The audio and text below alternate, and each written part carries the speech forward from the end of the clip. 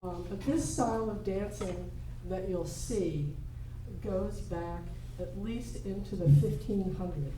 It is the traditional ballroom dancing of Scotland. It is still done. It's still very much a living tradition where people are still writing new dances and writing new music. And one of the things we all like about this is that there are dance groups worldwide. So if you're not just in big cities, of course, throughout Scotland there'll be groups in small towns, but if you're in Rome, Moscow, Paris, Tokyo, you can find dance groups. Throughout what used to be the countries of the British Empire, Canada, Australia have lots of groups. And in the US, basically wherever there are groups of Scots that settled, you'll find dancers here. There are tapestries in Scotland that are 800 and 900 years old, where you can see illustrations of people dancing and where we can recognize, oh, that's a Scottish country dance step. So it probably goes back further than the 1500s. It's based on a very little bit of ballet footwork, probably because of what was called the Old Alliance between the French nobility and the Scottish nobility. They had the British as their common enemy for many centuries. The dancing is done in long lines, but we're broken up into 3, 4, 5 couples that dance together in a set. So what we are here is one set. When we have class, we are lucky enough to have about 20 people that show up, so we can run several sets. So the first dance that we're going to do for you, and I'll introduce the dancers later when we talk about targets a little bit. But the first dance we're going to do is Montgomery's RANT.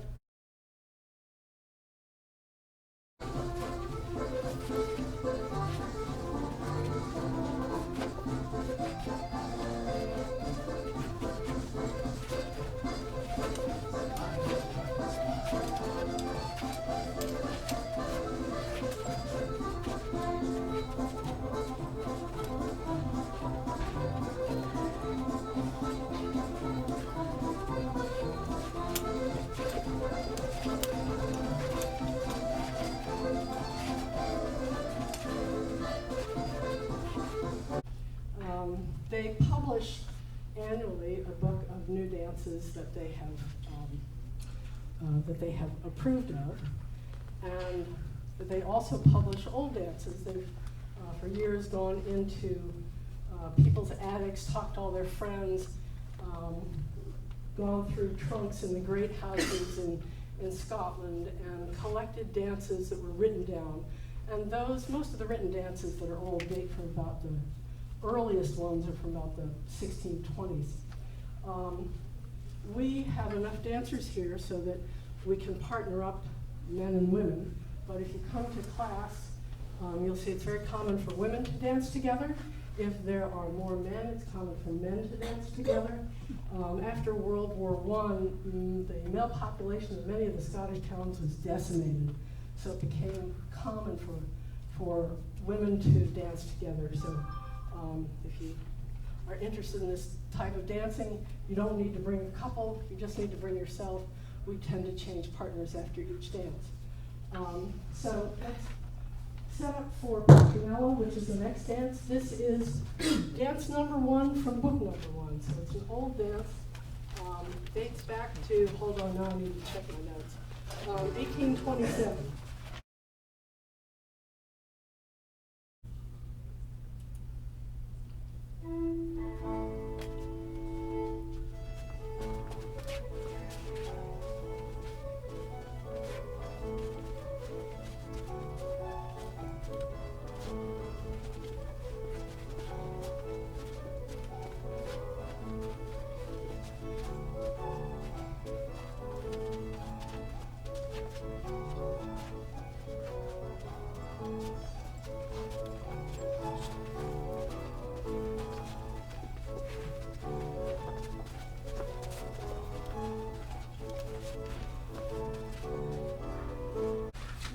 Dance group has people a few in their 20s that will show up, and then in their 80s. For some people, I won't say how old she is, but for some people like Margaret, she's been dancing pretty much all her life because she's Scottish and she learned how to do this dancing when she was in school in Scotland.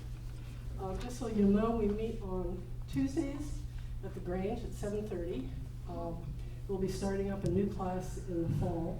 Usually the first hour from 7:30 to 8:30 or so is for beginners, and then that's where you learn the footwork, you learn the handing, you learn the basic figures, and we start you off with easy dances, probably getting into those by the second Tuesday, and the cost is fairly minimal.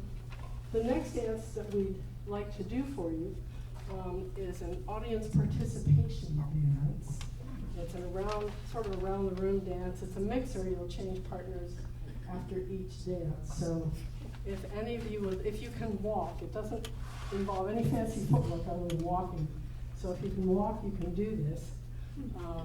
If you'd like to get up, and any of you who would like to get up and join us in that, we'd be happy to have that.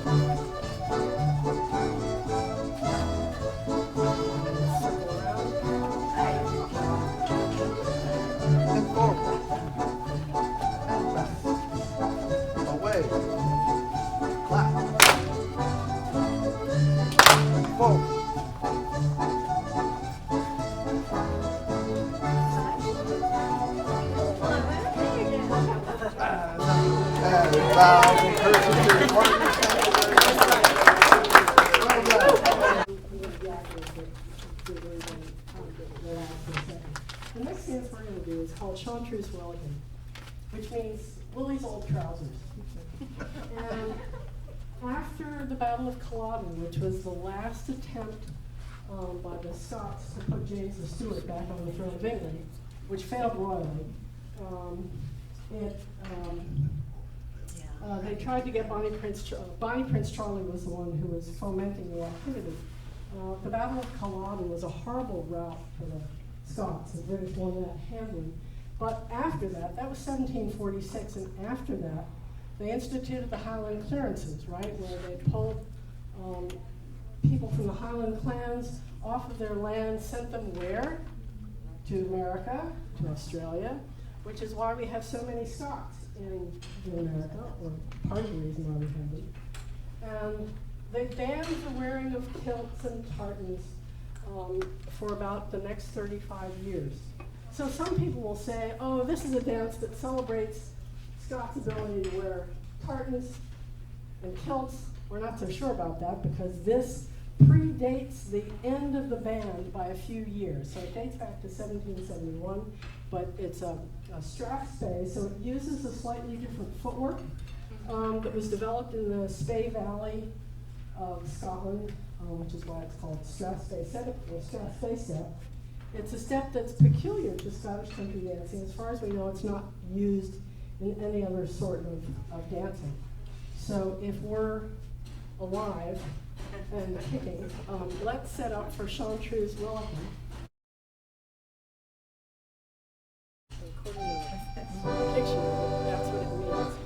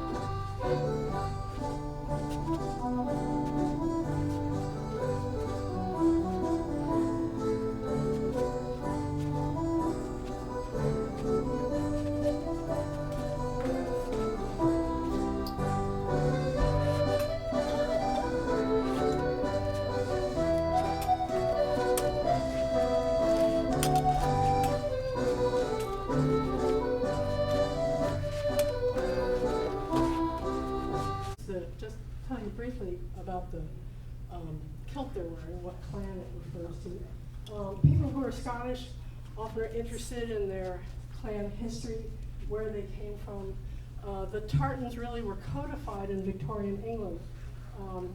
Like Queen Elizabeth, who just passed away, she was an avid Scottish country dancer, which is why we are members of a royal society, because she became the royal patron of our society. But the clan tartans and the style of kilts that all our gentlemen are wearing was really codified in Victorian England. The clan, there are tartans that are specific to particular clans. They may be older, so-called ancient tartans, and newer tartans that have been made. There are hunting tartans. There are now regional tartans that people have created, and really on both sides of the pond, here and in Scotland, people don't really care what tartan you wear. I'm not Scottish. I just happen to like the Lindsay tartan, so this is the tartan I'm wearing. Tom, if you want to tell us about, we can pass this down. This is an Anderson. Anderson is an anglicized version of son of Andrew. Andrew being Scotland's patron saint, just like Patrick is Ireland's patron saint. It's Anderson in the lowlands. If you were in the highlands, it would probably be McAndrew. And the tartan dates from sometime in the 19th century.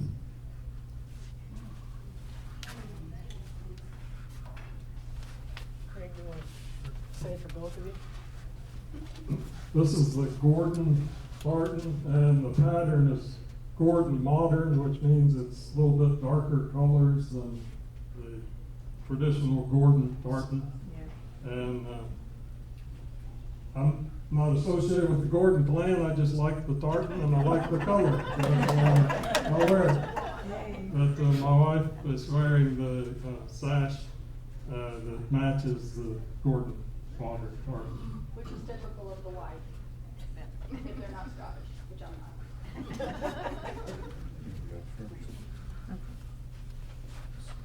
So because they came from the Gordon tartan, I have a little Gordon song for them. A Gordon for me, a Gordon for me. If you know what Gordon, you're no use to me. The black picture gone. There you go. That's enough of that. Okay, I'm Margaret Young. I'm originally from Scotland.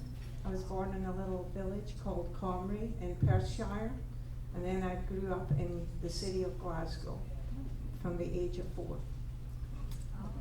And my tartan, when I met my husband, and his name was Young, I bought the McInnes tartan. Young was under the McInneses. so I bought this one and my sash. But my mother's a McLean, my aunt's, my other grandmother is a Gordon. I've got Gordon in my family. That's why we knew that wee song. And my cousins are McDonald's, so I've got plenty of tartans I can wear.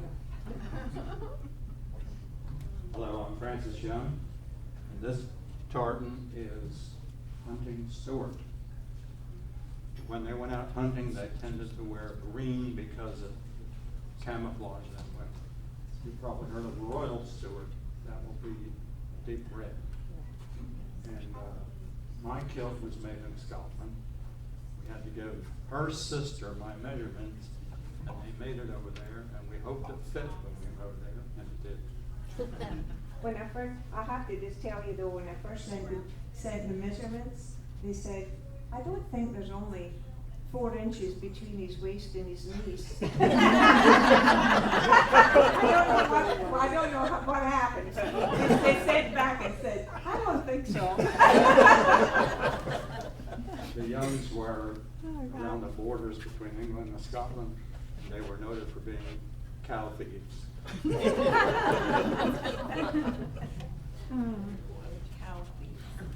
Very quickly, this is the Mackay tartan that I'm wearing, and in case you've ever wondered, the word MAC or MC, you know, McAllister, MacLeod, McAndrews, all the Macs, in Celtic, Scottish, Mac, MAC was the word for son.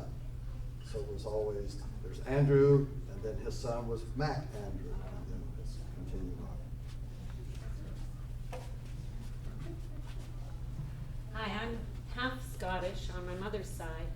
She was in Nicholson, and her mother, my grandmother, was a McPherson, so I'm wearing my grandmother's tartan McPherson.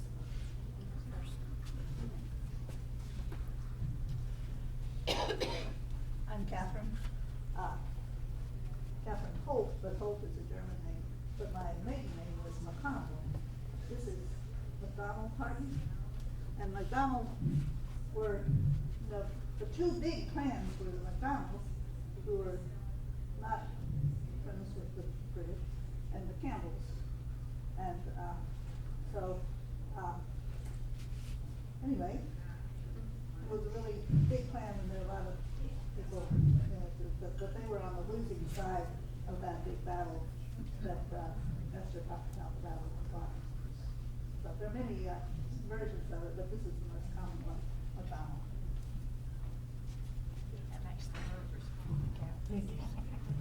So we have one more dance we can do for you. Do you have any questions for us at this point? Yes. I want to know what the gentlemen are wearing in their sock. Yeah. It's the same dude. The dirk. That's a short name. The dirk is the long one. Can do. Yeah. Scan-do. And he's got like, it looks like a, okay. Oh. It looked like a horn, you know. Yeah. We didn't expect a battle today. There's a question over there. In the old days, I'd be the about in the church. Scottish Army With knives. had a regulation that said that anyone under, I believe it was the rank of a lieutenant, could only have up to 27 edged weapons on their person. There was a question over there. What? A question. Another question, yes. I noticed that when you're dancing, your arms are kind of down along your side, except when you're dancing with a partner. Where did that come from? The style of dancing is that you should be erect but relaxed. So if you're not taking hands with someone, your hands are down by your side. If your hands were up, you'd have a tendency to be whacking people that would be coming up. So it's merely a Also keeps your kilt down. It's merely both just the traditional style to have your hands down and a little bit of courtesy, so you're not flailing around and getting in people's way. Anybody else? Yes. I'm interested in the pins, or I think it's a pin on the kilts and the brooches on the Yeah, they're all different. You'll notice they're usually made of pewter, which is fairly heavy, and it keeps it from blowing in the wind. Yeah. Some people like- On Jerry's board, Oh, yeah. he doesn't have it pinned into the other layer, but it does act as a weight to help keep the, what they call the front is the apron, to keep that straight. What goes in the sport? Usually whatever they like. A wallet. Yeah, it serves as pockets, because there are no pockets on the kilt, right? So they can put whatever they want in there. Usually a wallet to start.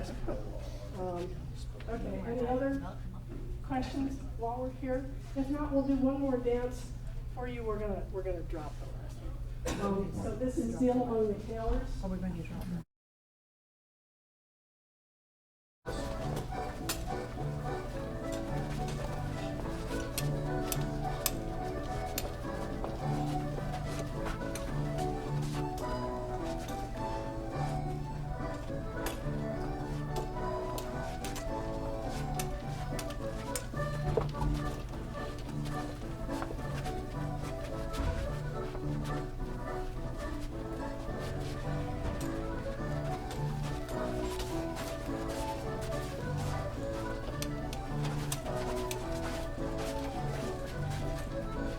Give a big hand to these Scottish supervisors. Thank you so much for entertaining us. That was wonderful.